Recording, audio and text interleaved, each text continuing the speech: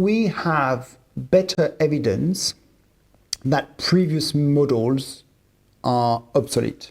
I think we can confidently say that these models, we need to move away from them. Again, doesn't mean we should stop the techniques, we should stop the approach, but the way we conceive them, the way we think they're working is, it doesn't really fit nicely with current evidence.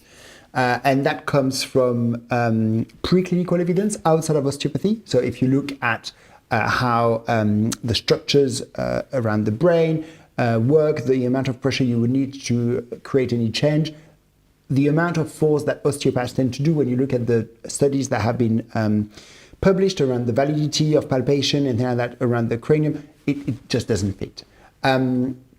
There are also studies that have been done in osteopathy where they looked at, sorry, I'm going to go two ways, so I'll start with the first way.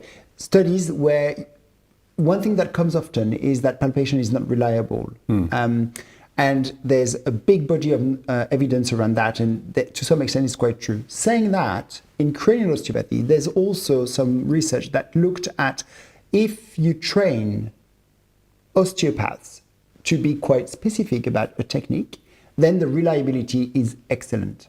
So this idea that, you know, no one is doing the same thing or that, it is true to some extent, but also we can work to become a bit more reliable between two practitioners, or, you know, I suspect in a research paper you couldn't use this, but I've often wondered, and I think there's been evidence about palpating levels on the lumbar spine to support this, that, you know, I might describe what I'm doing in different terms to the ones you use. We might both be effective and we might both be wrong about what we think we're doing and which level, which organ, which structure we think we're palpating. Yeah. That doesn't fit well in a conventional medical model where we want to know precisely which joint you were affecting at precisely which time with how much force and what was the outcome.